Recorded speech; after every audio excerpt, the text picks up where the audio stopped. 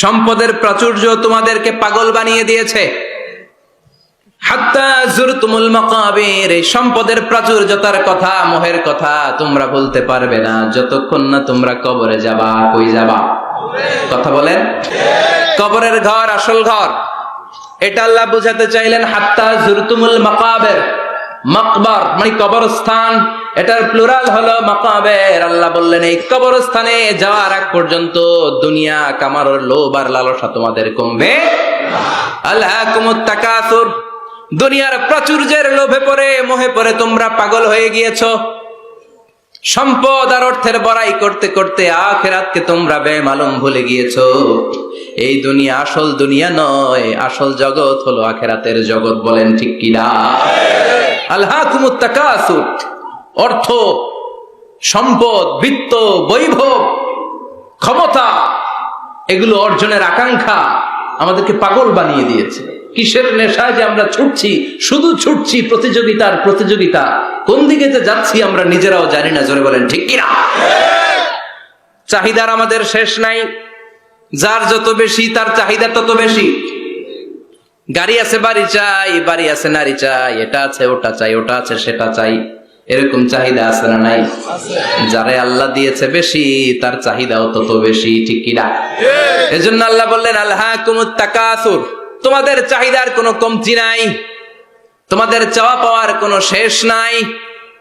যার সাইকেল আছে সে motor cycle চায়, মোটর সাইকেল আছে তো প্রাইভেট কার চায়, প্রাইভেট কার আছে মনে মনে ভাবে প্লেনে চড়তে পারলে একটু ভালো হয়। এরপরে কয় হেলিকপ্টার আছে না নাই? যিনি মেম্বার হয়েছেন তিনি ভাবলেন সামনে চেয়ারম্যান হইলে একটু ভালো হয়। যিনি আপনাদের ভোটে চেয়ারম্যান হয়ে গেলেন মনে মনে ভাবে এবার যদি একটু পার্লামেন্টে যাইতে পারি খারাপ হয় না। কথা কন। পার্লামেন্টও নিছেন ওনারে, এবার মনে মনে ভাবে একটা মন্ত্রণালয়ের দায়িত্ব যদি পাই খারাপ হয় না, এলাকার উন্নয়ন বেশি বেশি করা যাবে। মন্ত্রীও হয়ে গেছে, এবার মনে মনে ভাবে আর আছে একটা। জোরে কন। ওইটার সুযোগ এই দেশে নাই, ওইটার সুযোগ এই দেশে নাই, হয় উনি নয় উনি। কথা কন। এই দুই ফ্যামিলির বাইরে আমাদের আর কোনো গতি নাই। তো গতি যেহেতু নাই, ওনারা ভালোভাবে চালাক, আমাদের কোনো কথা নাই। জোরে বলেন ঠিক কিনা? যারাই আমাদের নেতা হবে আল্লাহ সুন্দরভাবে তাদেরকে দেশটা চালানোর তৌফিক দাও, পড়ে আমিন। এজন্য আল্লাহ বললেন আলহাকুমুত তাকাসুর হাত্তা যুরতুমুল মাকাবির, দুনিয়ার লোভ লালসা প্রতিযোগিতা তোমাদেরকে পাগল বানিয়ে দিয়েছে। পাগল, পাগল হয়ে গিয়েছি, আরো চাই, আরো লাগবে আমার, আরো লাগবে, এরকম মানসিকতা আমাদের অন্তরের ভেতরে আছে না নাই? এই মানসিকতারে বলে ফকিরি মানসিকতা। কথা কন। বারবার যারা চায় এরা কি বলেন? ফকিরনি। জুমার দিন জুমার নামাজের পরে 5 টাকা দিলেন, দেখবেন আপনারটা থাপা দিয়ে দৌড়ে আরেকজনের কাছে যায়, ওনারটা নিয়ে আবার আরেকজনের কাছে যায়। যেদিকে এই টাকা দেয় ওইদিকে উনি আসে না নাই? কারণ নাম হলো ফকির। নাম কি? আমরা সবাই এরকম ফকির। ধনী হলো একজন, তিনি কে?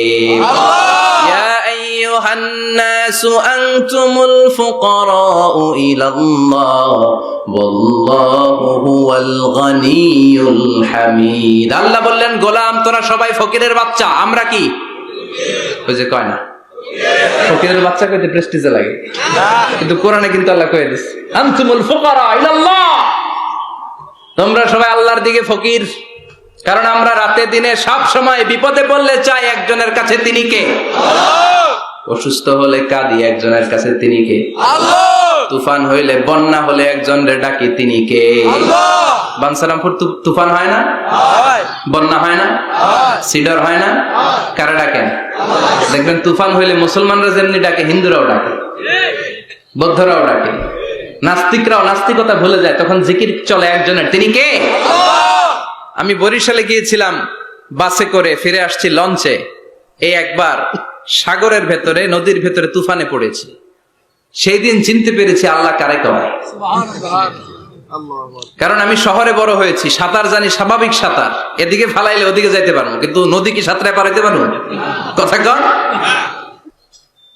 প্রচন্ড তুফান, সদরঘাটে ভিড়তে আর 2 ঘন্টা বাকি। জাহাজ টলমল শুরু করেছে। এবার দেখলাম জাহাজের ভেতরে যত মহিলাগুলা আছে সব চিল্লায় আর ডাকে কারে? হিন্দুগুলাও ডাকে কারে? বৌদ্ধগুলাও ডাকে কারে? হঠাৎ করে তুফান থেমে যায়, আবার ধাক্কা মারে, আবার চিল্লান। আছে না নাই? সবার মুখে এক আওয়াজ, বাঁচাও। আমি বললাম কে বাঁচাইবো? হুজুর আমনে।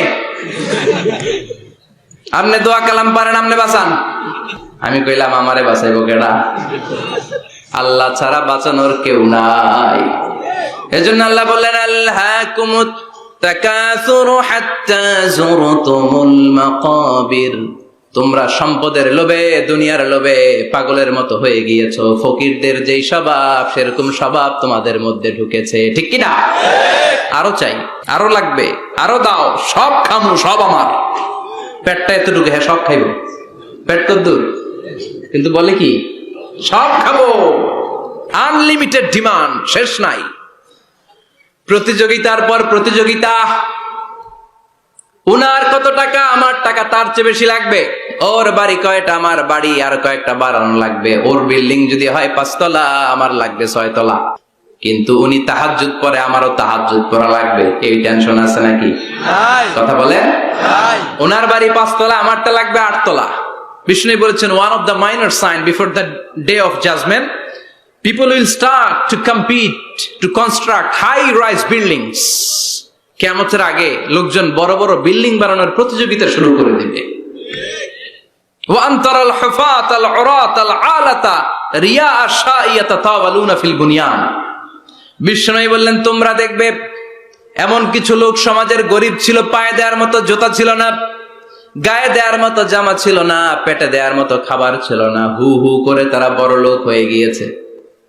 আর সমাজের এদিকে সেদিকে আনাচে কানাচে বিল্ডিং বানানোর প্রতিযোগিতা করতে শুরু করেছে। আছে না নাই?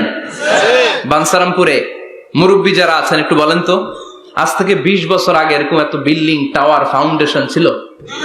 কুমিল্লা শহরে, চট্টগ্রামে, ঢাকায় আজ থেকে 20 বছর আগে এখন যেমনি টাওয়ার বানানোর প্রতিযোগিতা, এগুলো ছিল? কথা বলে। তার মানে এগুলো কিয়ামতের আলামত। একটার পর একটা। একজন বানায় 100 তলা, আরেকজন বানায় 150 তলা, আরেকজন বলে না আমারটা বানাইতে হবে 200 তলা। আছে না নাই? ইয়াতাতাওয়ালুনা ফিল বুনিয়ান। বিল্ডিং বানানোর প্রতিযোগিতা। ওমিয়া কিয়ামতের দিন ইসরাফিলের সিঙ্গার ফুৎকারে ইদা জুলজিলাতিল আরদু জিলজালাহা, একটা ভূমিকম্প যে তৈরি হবে, গোটা বিশ্বে যে একটা ভূকম্পন হবে, ওই ভূকম্পনের চোটে একটা টাওয়ারও টিকে থাকবে নাকি? থাকবে। এজন্য আল্লাহ বললেন আল্লাহকুমুত তাকাসুর।